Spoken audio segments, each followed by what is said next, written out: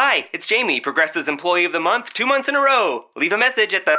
Hi, Jamie. It's me, Jamie. I just had a new idea for our song about the Name Your Price tool. So when it's like, tell us what you want to pay, hey, hey, hey, and the trombone goes, blah, blah, blah, and you say, we'll help you find coverage options to fit your budget. Then we just all do finger snaps while a choir goes, savings coming at ya, savings coming at ya. Yes? No? Maybe? Anyway, see your practice tonight. I got new lyrics for the rap break. Progressive Casualty Insurance Company and Affiliates. Price and coverage match limited by state law.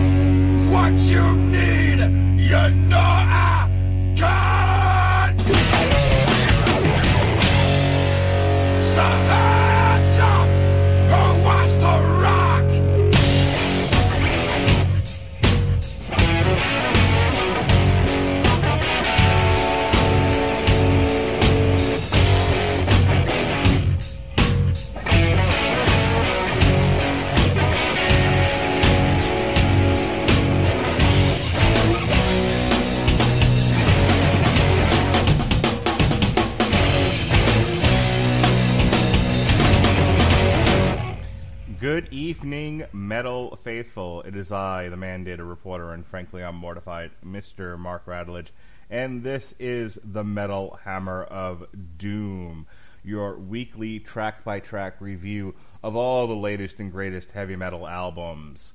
For those of you who have deigned to listen to us and aren't watching AEW, Dynamite, or NXT, we thank you. Joining me tonight is the one and only host of the Source Material podcast, the Disapproving Dad. He's Jesse Starcher. How do you do, sir? Does it go, like, when they do the intro for AEW, is it AEW Dynamite? Yes, I believe the... JJ Walker? You know, it's funny. I was about to make a joke, but I realized the theme that I was going to make a joke about was actually from What's Happening, not Good Times. Ain't we lucky we got 'em? AEW All Elite. Funny. Yes, Dynamite. A lot of good wrestling happening this Wednesday. Yeah. So, you know, hey, that's all right. We hope you guys get your fill of wrestling and then come get your fill of metal from us there tonight. Yeah, we got the Hell Yeah. Are you ready to listen to some Hell Yeah, Jesse Starcher? Absolutely. I've been excited about this album. I couldn't wait for it to get released. I remember the last album was very good. There were some definite bright spots in it, so I was just... You remember, I had my middle fingers up.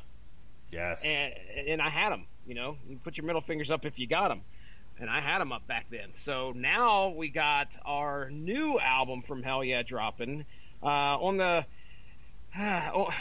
unfortunate aftermath of the passing of their drummer, which I wondered how that would affect this album, and we'll maybe talk about that as we go through it. Vinnie Paul lived hard and died young, younger than a man should die in 2019, but he had a life, man. Oh, yeah. No kidding.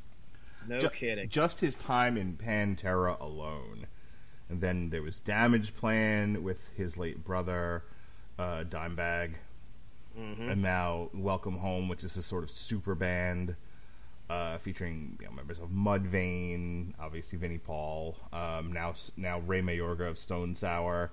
I mean, you know, there are just scores of stories of musicians who have led rock star crazy party lives, but you know, Vinnie Paul was definitely one of them. And while nobody would have wanted him to die as young as he did, he lived every minute up until then. You know what I mean?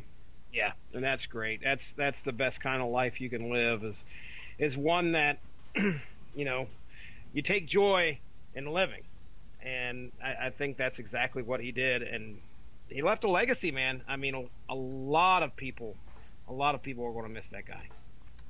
Yeah, I think he was kind of the spirit of HellYeah, and it lives on. It lives on in the rest of the remaining band members.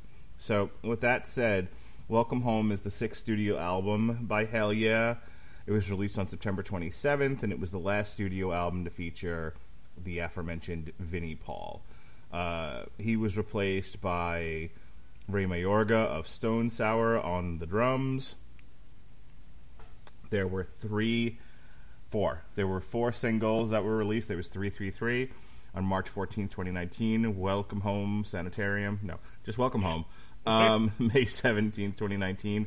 Oh my God, Jesse Starcher. That's right, our Metal Hammer of Doom extra video that we covered. Oh my God. June 28th, 2019. Black Flag Army, September 13th, 2019. And finally, Sky. His name was Vinnie Paul. And Water. Yep. Sky and Water. Released September 27th, 2019. That's right. That's a lot of singles off this album. Yeah, definitely. Wow. All right, so let's get into it. We've tackled HellYeah on here before. HellYeah is just one of those drinking, stinking, never thinking, in your face, loud as fuck bands that I enjoy so much. Not every album of theirs has been a winner, though. They're a little on the inconsistent side. Some of their albums are better than others. I mean, nothing tops that debut album. Fucking HellYeah by HellYeah. I want to share a quick story about how a lady at work was asking me what I was listening to, and I said, I'm listening to HellYeah. She's like, oh, well, let me punch that into my Pandora and see what I get. I said, okay. So she punches it in, spells it completely wrong. All right, she spelled it hell space and then Y-A, and HellYeah. It was Y-A, HellYeah. HellYeah. Yeah. And she got a bunch of pop songs. I was like, that is not what you're supposed to be getting. That algorithm's fucked. What happened? So anyway, I go over there, fix it up for her, and I don't think she had ever heard HellYeah before. And I was like, okay, just be ready. This is some pretty heavy stuff. And the first song that Pandora decided to play was Alcohol and Ass. Yeah. That's a great song off the album that you're talking about there, HellYeah from 2007. And man, yeah, I do remember. I should have revisited that album before we had a chance to get on here tonight. But I remember liking that album a lot back then. I wanted to share this with you real quick. So, yep. So this morning, right? I think I told you I play a song for the kids like every morning, kind of get them up and motivated. At the very least, like just they'll hate the music and want to run out of the house and like put their pants on faster. They're a little pokey in the morning. I hear you. So it's usually something spawned by whatever phrase I've chosen to use to get them up. Like it's Hump Day. I play Digital Underground. Humpty Hump. Mm-hmm. Something like that. I've whatever's in my head, I'll just like all of a sudden be like, Alexa, play blah blah yakety schmackety. Well, this morning, I don't know what made it pop into my head, but I decided to play Through the Fire and the Flames by Dragon Force. Ooh, oh man! Figuring at the very least, my son would be like, "This is horrible," and like he'll stop complaining that he's tired, and he'll just get dressed and go to the car quietly. What I'm saying is, I parent by breaking my children's spirit. Is what I'm trying to tell people. Very nice. My wife comes out of the bedroom, and she hears the music, and she goes, "Yeah, to the fax machine." Fax machine. Okay. So that's a reference. All right.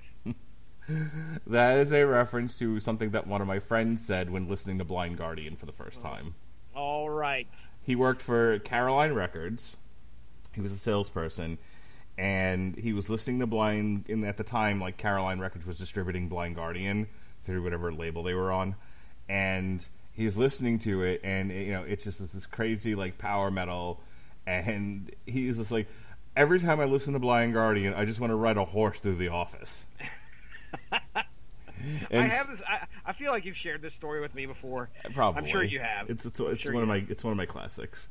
So so when he said that, he was like, I just want to be like, yeah, to the fax machine. And of course, I shared that with my wife, and she thought it was fucking hilarious, and now she's saying it. Nice. All right. Very nice.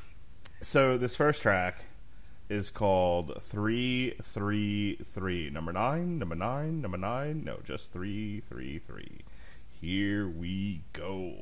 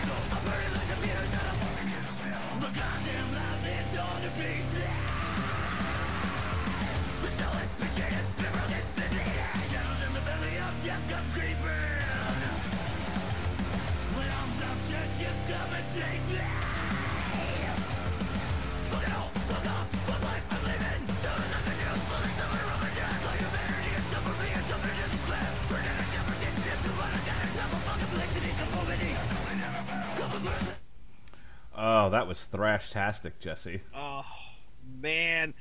I was hoping that a song like this would lead off this album. Because I was like, they better fucking hit it right at the beginning, and they did. I really like this track. It's one of my, it's probably my top three there. I know we couldn't play it, but towards the end of the song, we get one of my favorite parts of the song, is where he starts yelling, "Welcome to the Slamboree. Fuck every motherfucker who ain't you or me." Yeah. It's like, hell yes, sir. Need that on a t-shirt. That's good stuff, man. Yeah. This is the kind of hell yeah that I've come to expect from this band. Like, this isn't a band that I want to be thoughtful, you know what I mean? I want them to just be gasoline. I want Gasoline Bob, you know what I mean? No, oh yeah. I just want everything to be on fire, and they're screaming, and Nick Gage and Joey Janela are falling out of the sky on their heads through fucking light tubes. And there's whiskey and marijuana and blowjobs and tits, and just everything is just fucking soaking wet. We don't know. Blondes and cowboy hats. Yeah, that's what I want from Hell Yeah. Yeah, buddy. I really like this first track. I'm glad that I'm glad they decided to at least come with the heavy. Well, I shouldn't have expected any different. But we, just like you've said in the past, there were some albums where we were like, oh man, so you didn't know what to expect with this band. Some of their shit's a swing and a miss. Fine job. Yeah, exactly. Sometimes that's what you get, but here, not the case. This is the fucking hell yeah we needed. Absolutely. All right, well, we've talked about this next one already. This was the Metal Hammer of Doom Extra. I've said it once, I'll say it again for the first time, for the last time. This is Oh My God.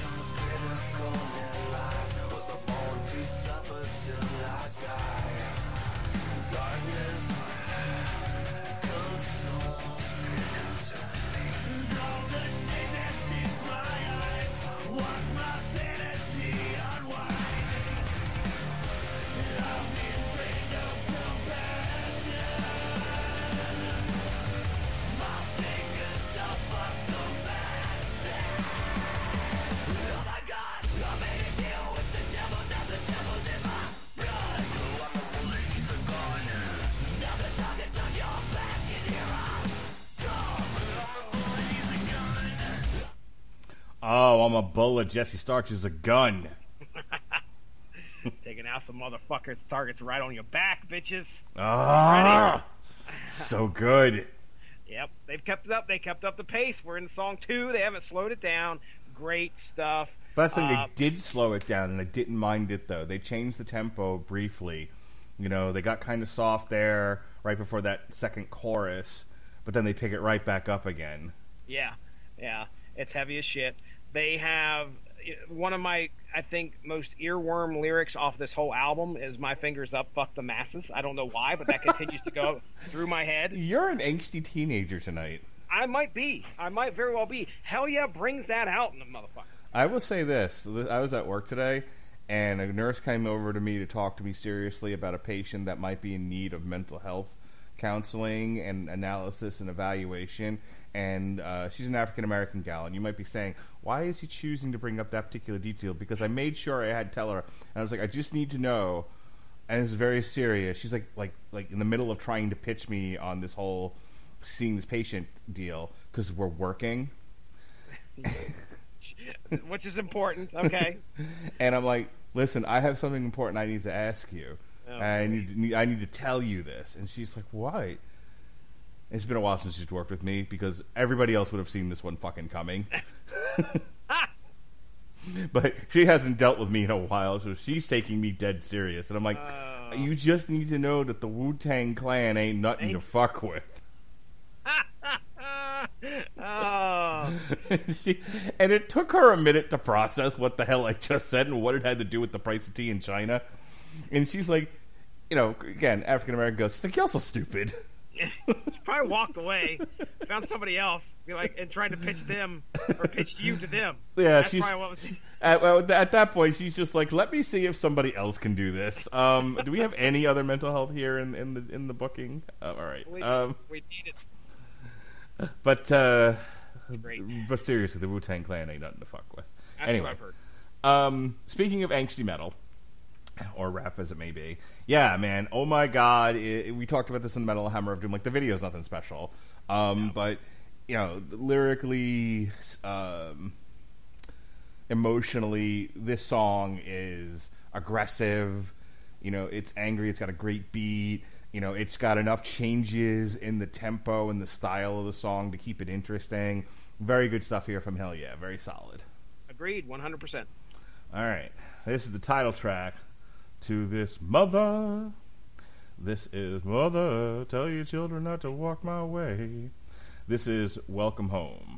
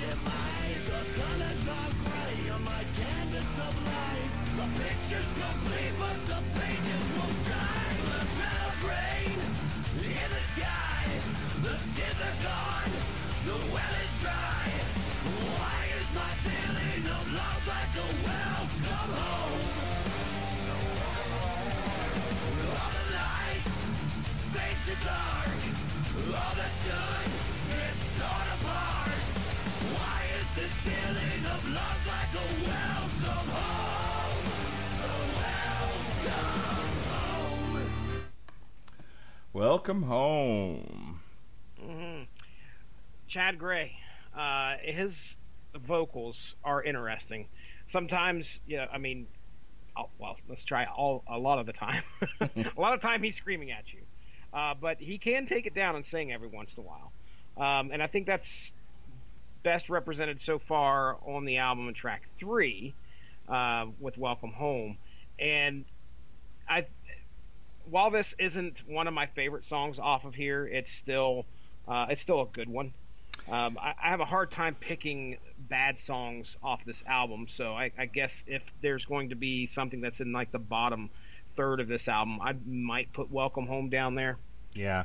Welcome Home was as we said before, was the second single released off of this, and I think this was the one that was, for whatever value radio play has these days, and I don't know who the fuck listens to radio anymore, dude. I mean, but even like for those people that listen to like Sirius XM, okay, that has to still have listeners because it's still out there.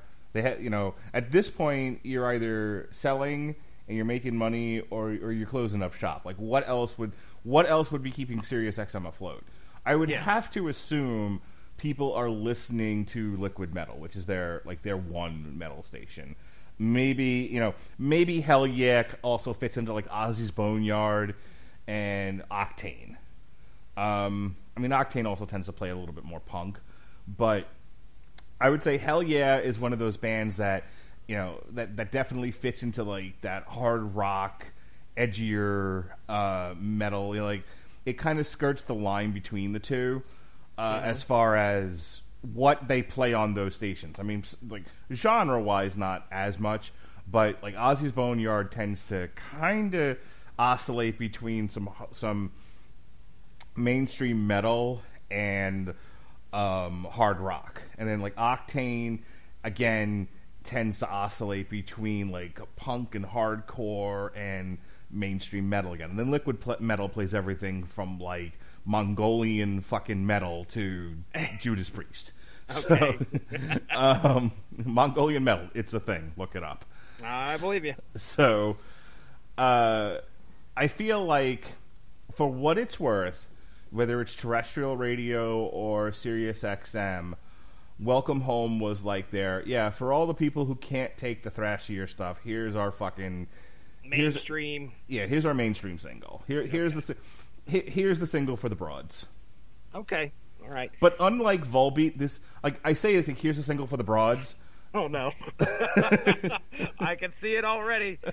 No, what I'm saying is like I don't feel like they're singing to girls. I feel like they made an album that was true to them, for better or for worse. But they know that their audience consists of dirty whores, as far as dirty dicks, and this was like, here's one for the dirty whores. Why they gotta be dirty? Oh, because everybody that listens to HellYeah is dirty. Look at yourself now. You're full of dirt, and you've only listened to 3 songs. Oh, this kind of overtakes you. I understand. Yeah. It's like HellYeah comes on, and suddenly you're Pigpen. All right. It's just a dust cloud. Yeah, dust cloud follows me everywhere. What's been going on? Been listening to HellYeah. Oh, okay, gotcha. That's that HellYeah dust cloud. Okay, I got it. Perfect. You know what I'm talking about. I do. All right. I do. Jesse Starcher, we're going to go to the next song here. This one's called I'm the One.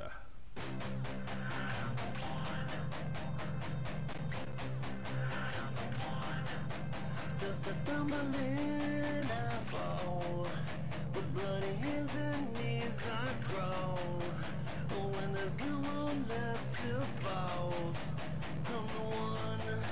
I'm the one. Still searching for a smile. Been tormented my whole life. I'm condemned until I die. Done. If you just wanted lies to take, if you wanted destroy empathy, if you need a public enemy, I'm the one, I'm the one, I'm the one, I'm the one.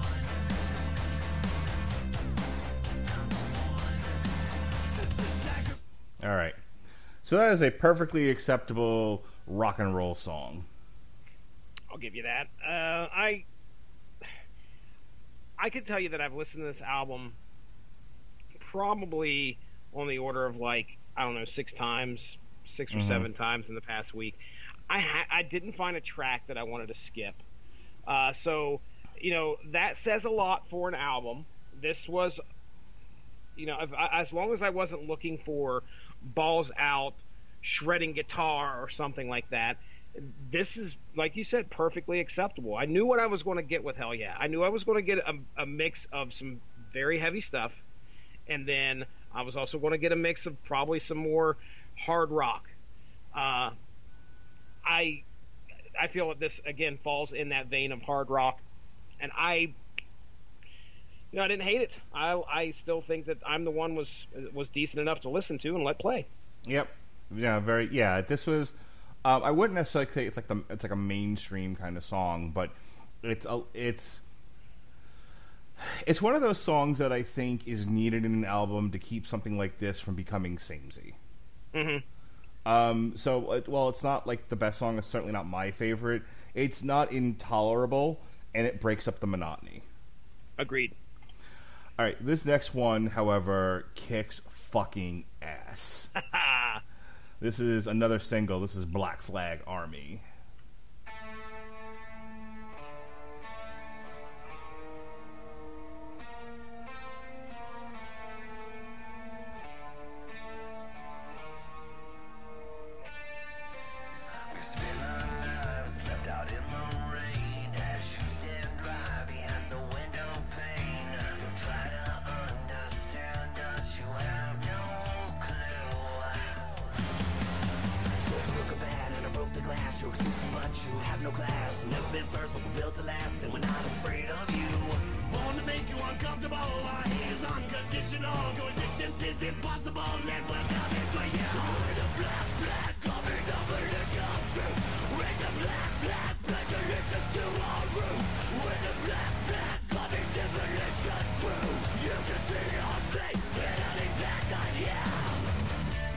Yes. That's some heavy shit, man. That's one of those ones where it's just like, first of all, let me have to say, like, his lyrical cadence, just the way, when he starts getting almost into like a rap delivery, there's nothing better. It's so good. Yeah. It fits really well somehow. You're like, how can you? And he does it. He does it, and it sounds awesome. And like he doesn't sound necessarily like he's doing hip hop. He's using a sort of a cadence delivery. Cadence doesn't really describe anything, but like he's got that sort of like rapid fire, rappy delivery without it sounding like traditional rap flow. No, I mean it almost sounds like he's just talking fast. Yeah, like really fast. When we get to track 9, I don't know if we're going to be able to play it, but that has a very similar style in there. And again, that's one of the reasons why I like this band and Chad Gray's vocals, is because he can deliver it in so many different ways. He can sing you a song if he wants to. He can scream at you if he wants to. He can rap at you if he wants to. And all of it usually sounds decent. By the way, Black Flag Army, you type that into Wikipedia, was a splinter remnant of a bandit group recruited largely from soldiers of ethnic Zhuang background who crossed the border in 1865 from Guangxi, China. What about ethnic Wangs? Ethnic Wangs. Ethnic Wangs. Title of your porn tape.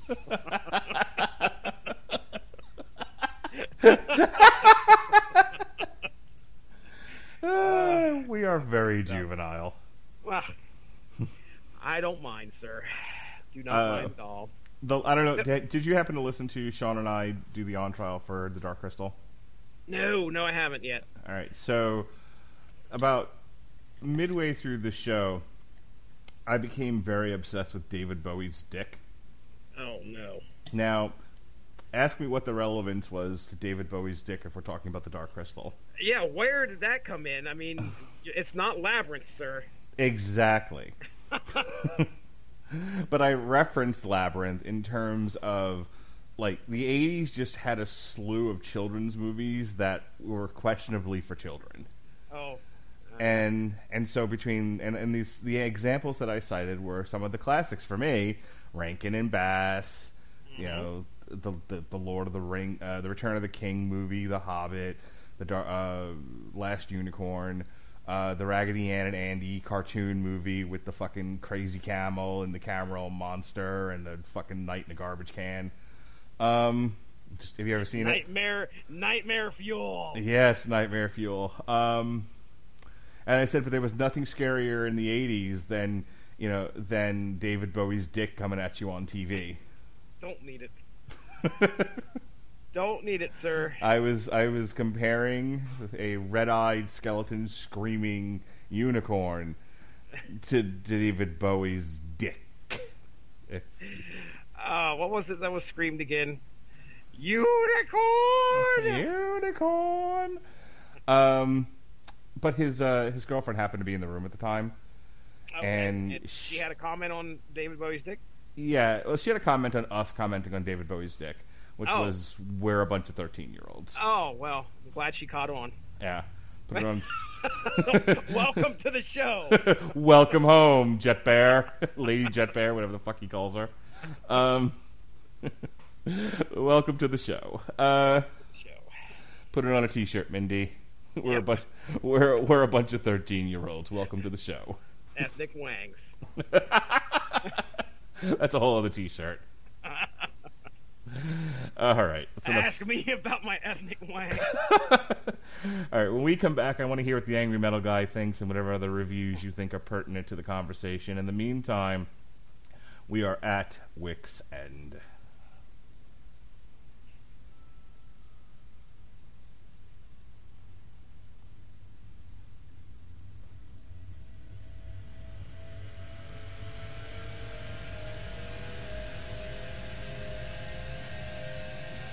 Which of us is more awful?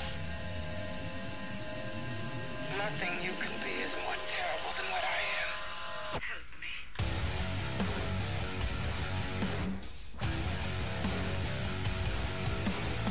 I'm gonna get a spade. I'm gonna dig a hole. I'm gonna burrow under your skin. I've lost all control. I'm gonna get my teeth. I'm gonna gnaw your bones until my gums bleed out on you. You're mine own. I'm nothing. You're nothing. I'm nothing. I'm nothing. Yes, everything. I am the candle burning you at both ends. All right. If Hell Yeah just rocks your cock too hard, that one's a nice one to take off for. Like, it's not a bad song. This is probably the most Mudvayne-y song on here. I'll say that. Is it evoking a bunch of guys in masks and stupid get-ups? I like Mudvayne. Just All putting right. that out there. They're no Slipknot. No, they're not. But They're no Mushroom Head. no, they are Mudvayne, sir. Then They're very, very much Mudvayne. and they suck. Oh, and now it's where we decide to part ways. So, there is a great YouTube video out there of 10 hours of nothing but that bassist going insane for 3 seconds over and over and over for the song fantastic. Dig. You asked about Angry Metal Guy. Angry Metal Guy has no opinion on this either. It's another album that Angry Metal Guy Is the not Angry on. Metal Guy, like, fucking depressed? No, dude. Let's talk about what he has. It's all gay cowboys eating pudding and Pip snitting on farting on a snare drum, isn't it? I don't know. Some of these I've never heard of, but recently, October 2nd, which is, hey, that's today, we have Gemini 1 being reviewed, Monolord, Insomnium, Netherbird. Insomnium I've heard of. None of these other ones I have. Entrail, In Mourning, Come Back from the Dead, Ancient Moon. Now, it looks like a lot of these... maybe we don't understand what exactly Angry Metal Guy is all about. Maybe Angry Metal Guy is made up of a lot of reviewers, because when you look at these reviewers, like Gemini 1's reviewed by 12. Monolord's reviewed by Huck and Roll. So it sounds like there's a lot of submissions going on here. Mm-hmm. But I don't see anything in here. If you type in Google Angry Metal Guy and Hell Yeah, you're not going to get anything. I don't even think you get any previous albums. So it's not like he reviewed them one time, at least nothing that I can see, and he said, "Well, I'm done with this shit." Apparently, HellYeah does not tickle the angry metal guy's sack. And it's a possibility. Maybe he's one of those dudes that is just like, well, they're not metal. I don't like bands that are all tits and gasoline and whiskey and dirt. It's a very good possibility. I don't like a band that's the living embodiment of mudding. Buddy, I tell you, at one point, I in my life, mudding was a thing. Oh, yeah. I wanted to go mudding, do some mudding, and this would have been played rather loudly. Yeah, I'm saying, like, this is ultimate mudding music, isn't it? Oh, yeah, dude. Hey, look at that. Did you hear what I just said? All right. I said hell yeah. Well, Metal Sucks gives the album 3 out of 5. Okay. Horns. We have our good friends from Exclaim. Now, they didn't give it a rating, so can't really say much about that. How about Rock and Load? They gave it a 9. Wow. Woo! Yeah, big time. 9. And the reader rating is a 10. So, after one vote. Ooh, okay. So over here on Sputnik Music, which I believe that's an aggregate site, isn't it? Like where they, or maybe they get it from just anybody who wants to review it. This one is a review by Simon, who gave it a 2.8. And I would say that I disagree with that. If we'll give our final thoughts here at the end, but I'm more impressed with this than some of the other stuff that they have in their catalog. Then we have, what is this? Ghost Cult Mag gives it a 7 out of 10.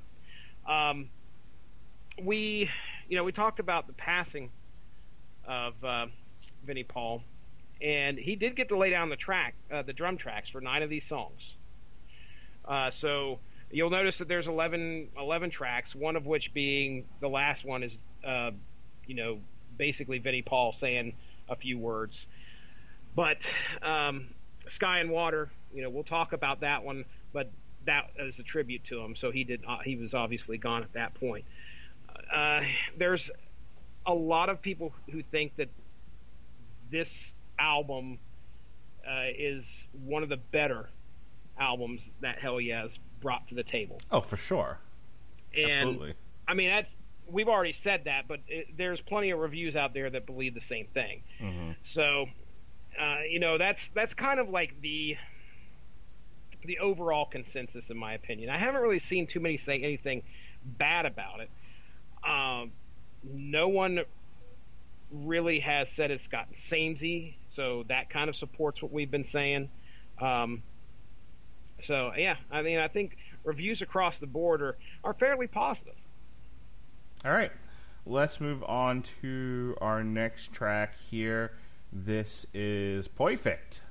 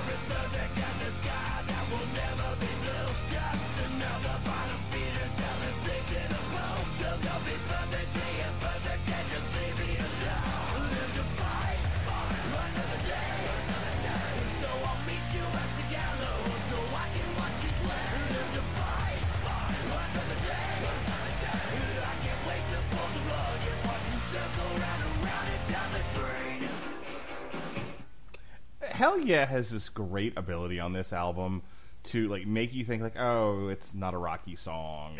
It's and then they kick the shit out of you. Yeah. Yep. I love the lyrics in this one. You know me. I'm not always a lyric guy. Fucked like an anchor. I've wasted too much time fucking you. Okay, sure, those are great, but those speak to me on a level that nothing else does. But lyrically, typically is lyrics are typically your department. You tend to dig into a lot of that stuff. This one, I was really giving this a good listen. He's like, "You're as perfect with an apple with a worm and a bruise." I'm like, yes, that's amazing imagery. This is one of the songs that I thought I'm not going to like, and it took me like 2 or 3 listens to realize, this is not as bad as I thought it was. It really kind of rose for me when it comes to my favorite tracks off of here, because just like you said, it starts out all twangy, and you're like, oh boy, what kind of country influence are we going to have through this thing? And then he gets into the singing, and you're like, oh man, he's going to do this the whole fucking song. Yeah, and he does it, and it gets really fucking good. Yeah. It is one of my favorite ones off of here now. Pig and a Poke, by the way, which he mentions in the lyrics. I think I'll quote it here real quick. Is the title of your sex tape? That's Pig and a Poke, not Pig in a Poke. So the lyric goes, "Just another bottom feeder selling pigs in a poke." And I was like, what the hell is a pig in a poke? I've heard that before. Sure. The English colloquialisms, such as turn out to be a pig in a poke or buy a pig in a poke, mean that something is sold or bought without the buyer knowing its true nature or value. Good job. Nice. You would know all about pig in a pokes then, don't you? Going around molesting people's junk. I know what I'm getting, sir. Do you? Okay, no. There is a very infamous incident. Oh. Yes. Did you molest junk? And you didn't know whose junk you were molesting or what the value of said junk was? Here is the problem. I didn't molest this junk enough. Oh. Okay? That's what happened. You just gave it a little pinch and tickle? just a little lift and squeeze. just a little light tickling of the sack is what happened here. And unfortunately, when I got home, what I thought I'd bought was not what I bought. So. Oh, yeah, it is the. You if should you have ever stroked that junk longer. Oh, I should have opened it up and stuck my face in it.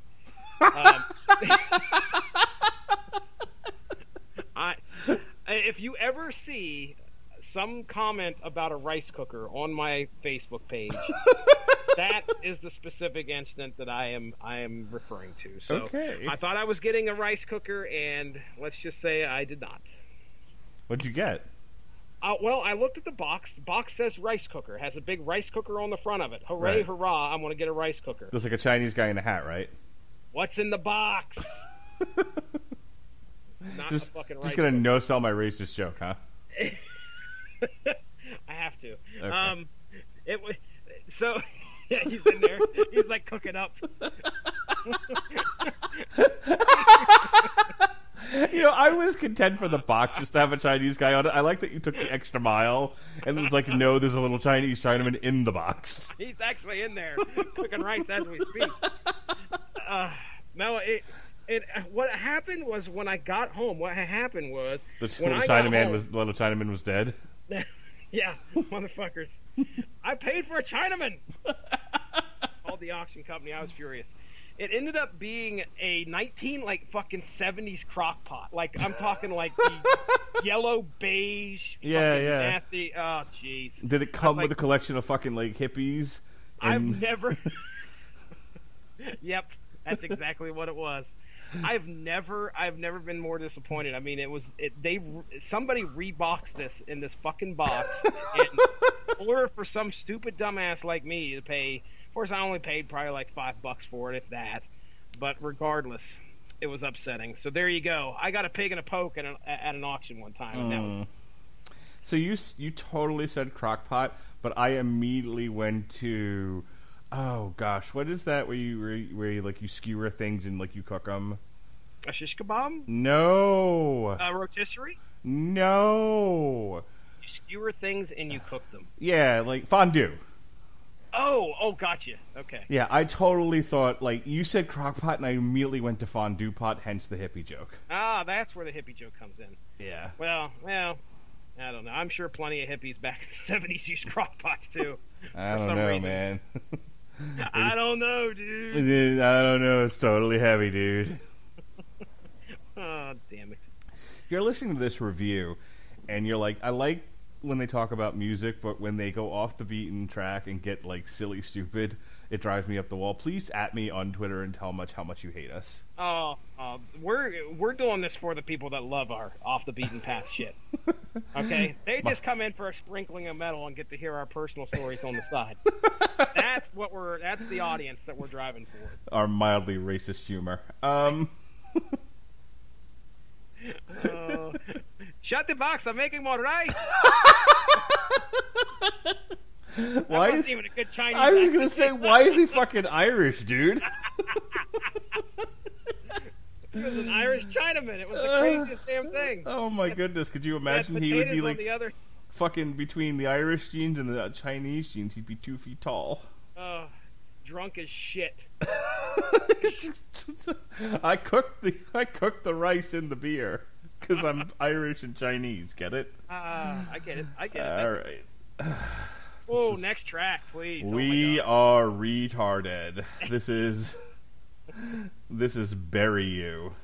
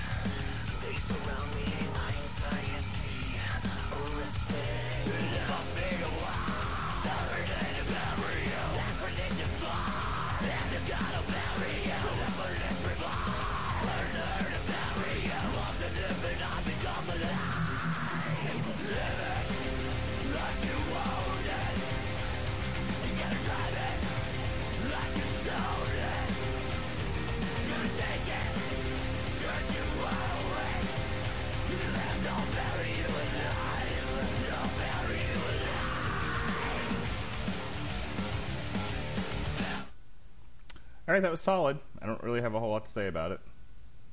This was probably one of my least favorite off of here.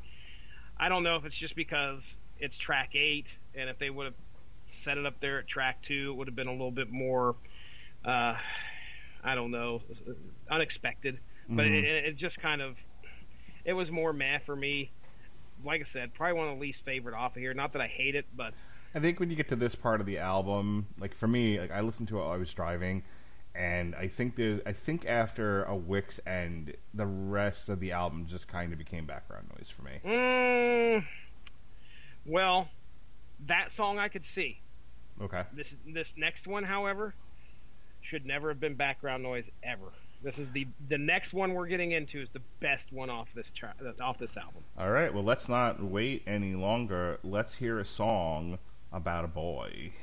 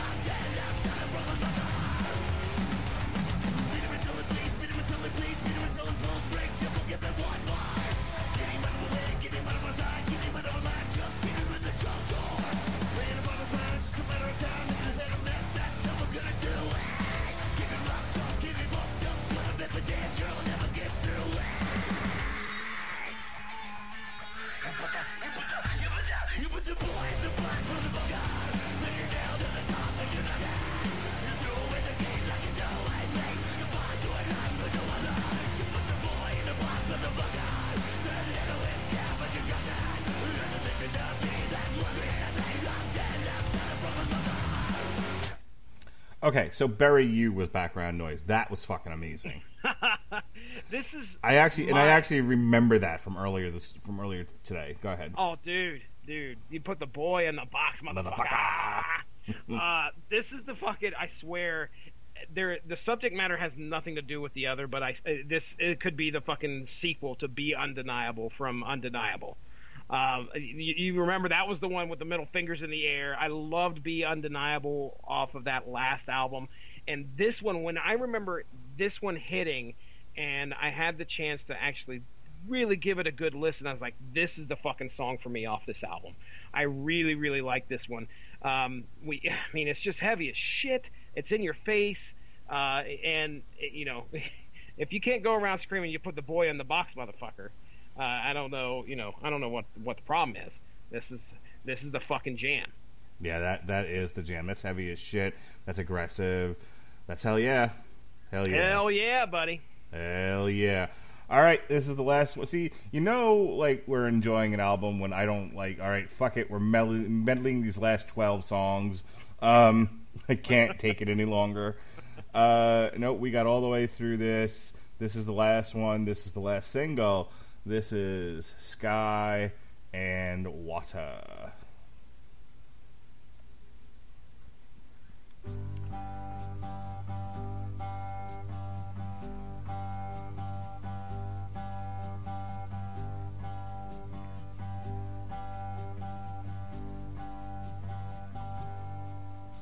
The sun isn't quite as bright today, and it hasn't been for a while, I'd say. Everything has a little duller hue. The smiles aren't as wide today. They're upside down or have been erased. Everything seems empty without you.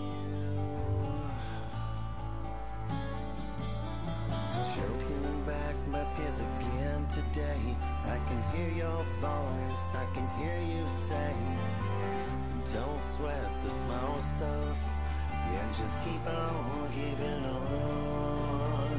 Where the sky meets the water, I see you. Where the sky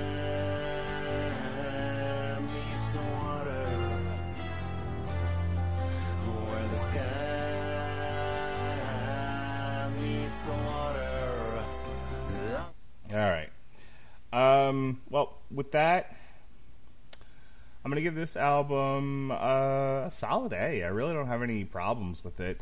It was fairly heavy all the way through. That last one is a tribute to Vinnie Paul. It's allowed to be, maudlin and sappy. It's fine. Yeah. I'm not gonna knock him for it. Just overall, a good solid outing by HellYeah. I think this is a marked improvement over Undeniable. It's definitely an improvement over, oh gosh, what album was that? I've got it right here. Blood for Blood. Ugh, Blood for Blood was horrible. I was not impressed either. I think I can't even remember one song where I was like, okay, maybe it was Demons in the Dirt. I think that was maybe one of the songs off there I liked, but the rest of it was just not good. I was not impressed. Yeah. Undeniable had a lot of good songs. I remember that being a really front-heavy album, and then we had a bunch of songs in the middle. I was like Love Falls was not one of my favorite. I don't think Blood Plague was. But then we get to Start a Riot, and I was like, oh, okay, here we go. So they always have that last track that kicks you in the ass, or near the end of the album they kick you in the ass, which they did again this album with Boy. I agree. I mean, as much as I liked Undeniable, I think that this album has a lot more going for it. Agreed. Absolutely agreed. I was just kind of looking through some of the previous HellYeah albums. Like Stampede, the first one was really good. Stampede was good. I don't think I gave Band of Brothers a listen. I think I need to. I think for a while there, for whatever the reasons were, I kind of tuned out of HellYeah, and then I tuned back in once I had the ability to listen to them with a little bit more regularity. And then the first time I get a chance to hear them again is fucking Blood for Blood, which was Did you guys cover that on here? Maybe. I can't remember. I swear that we covered. Well, maybe not. I know this was before my days. That was 2014 when it came out, so I don't know. And then Undeniable wasn't. It was definitely better than Blood for Blood, but it wasn't as good as this one. This one, I know we covered Undeniable because I remember talking about it. I don't care anymore. My son used to say that. He's like 3 years old. He's just like, I just don't care anymore. I'm like, easy. I don't. And then you start singing the song. Yeah, totally.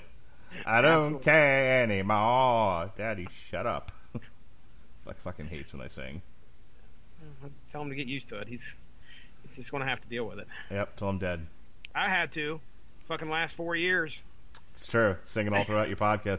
I'd like to have a serious conversation about the comics. He'd like to have a serious conversation. It'd be some song that'd be referenced. I don't know how, but it gets worked in there some fucking how. That's how my brain works, buddy. I know it, buddy. It's just something I've come to accept.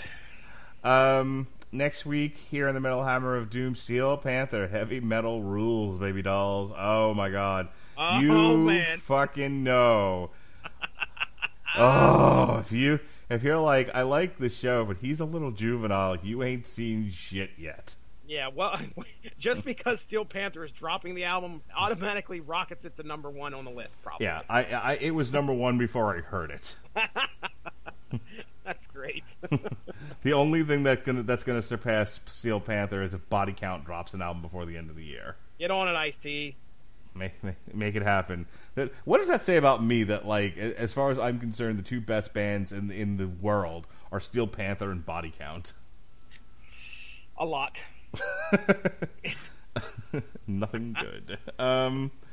After that, we got Baby Metal, Metal Galaxy, Lacuna Coil, Block Aria, and then we end off the month of October, really, really scary month of October, with Mayhem Demon.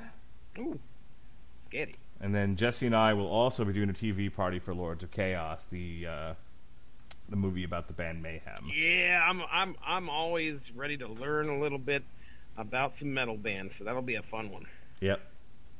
In the meantime, in between time, we got a pair of Gotham by Gaslight shows for you to check out. We did the book, and then we did the direct-to-video movie that's currently on DC Universe. Myself and Alexis Hana handled that.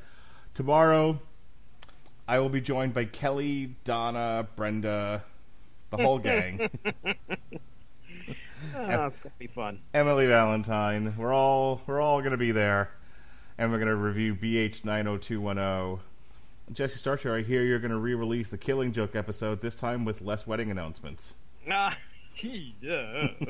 it's going to be great. I did the edit yesterday. Took out some basically all the plugs that were 5 years old, grabbed them out of there, and I added it up, cleaned it up, and turned what was probably a 2.5-hour show. I remember hearing Teasley going, "Man, we're reaching the end of live time." You remember that shit back in the old Blog Talk days? Hell yeah! Hell yeah! Hell yeah! So, I think I took like a 2.5-hour show and got it down to a little bit less than 2 hours. So it's going to be, and it is a fantastic conversation. As young as I was in my podcast days, close to 5 years ago, we covered, the Killing Joke, and it is one of my favorite conversations I've ever had on a podcast because of, number one, how thrilling that book was and how much they leave open for discussion. So check it out, people. It's going to be airing there this Friday. I wasn't on that show, though, so there's no singing, racist jokes, or making Ronnie feel uncomfortable. Teasley was on the show, so you might hear a racist joke. Okay. Well, his phone connection usually sucks, so it would be hard to tell. Teasley, are you there? Okay, thanks. All right. So speaking of the Killing Joke, we've got a pair of Joker shows for you as well. We've got Joker by Brian Azzarello. Do you like the Jared Leto Joker? Do you wish you'd see more of the Joker as the Kingpin? Check out Joker by Brian Azzarello. And then we'll have a review of the Joker movie, the modern take on the taxi driver man's descent into madness motif. Jesse Starcher's new favorite show, we're going to talk about it, Pennyworth. Oh, my. Controversial. More British titties than you can shake a wiener at? An ethnic wang.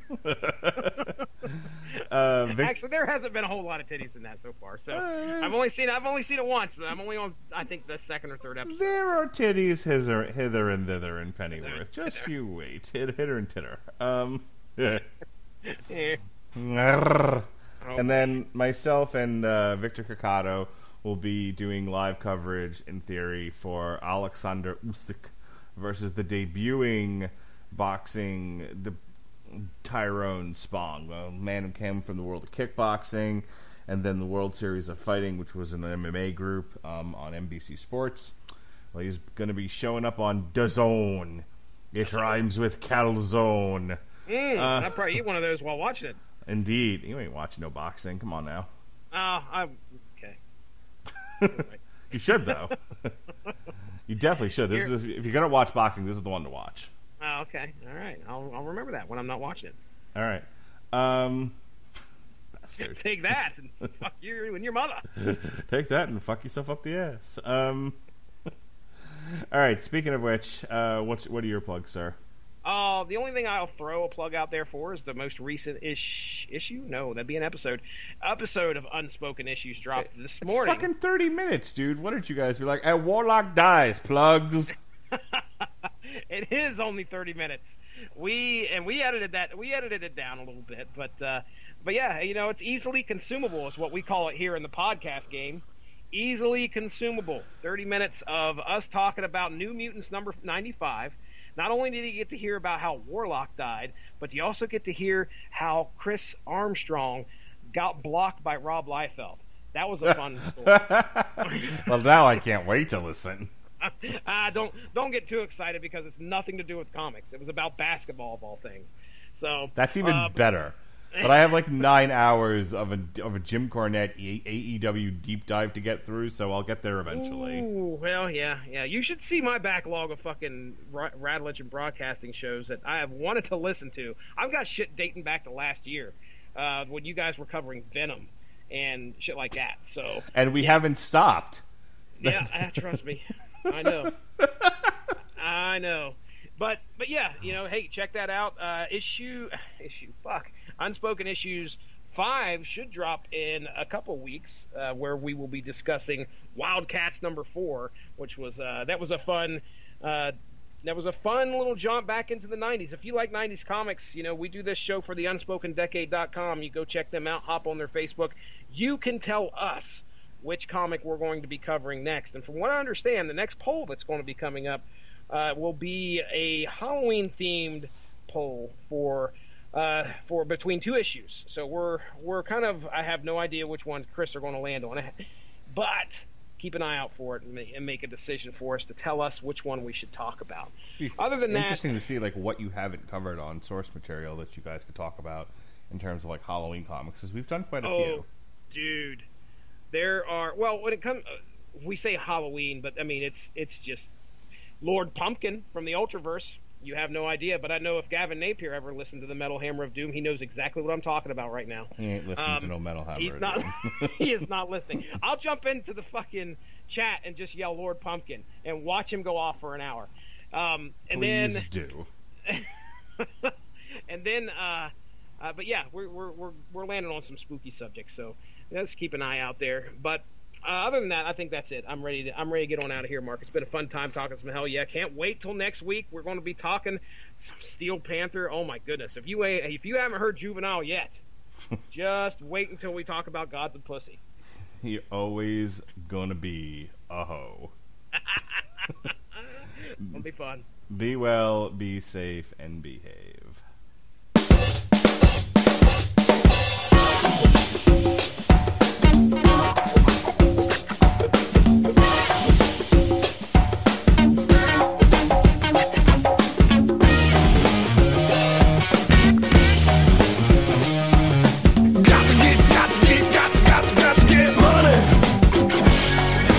Hi, I'm Jay Farner, CEO of Quicken Loans. 30% of Americans who are planning home improvements of $5,000 or more will pay for those renovations with a high-interest credit card. That may not be a great idea. A better idea may be to take cash out of your home with a Quicken Loans 30-year fixed-rate mortgage. The rate today on our 30-year fixed-rate mortgage is 3.99%, APR 4.08%. Call us today at 800-QUICKEN or go to rocketmortgage.com. Rate subject to change. Pay 1.25% fee to receive this discounted rate. Call for cost information and conditions. Equal housing lender. License in all 50 states. NMLS number 3030. Are you hungry for the usual today? Or are you ready to spice things up with the new Nashville Hot Brisket from Firehouse Subs? We're kicking up our slow-smoked beef brisket with Nashville Hot Seasoning. It's topped with melted pepper jack and our sweet and tangy slaw, served piping hot on a toasted cornbread roll. Yeah, a cornbread roll. Save time. Order your new Nashville Hot Brisket on the Firehouse Subs app today. Firehouse Subs. Enjoy more subs. Save more lives. Participating locations, limited time only.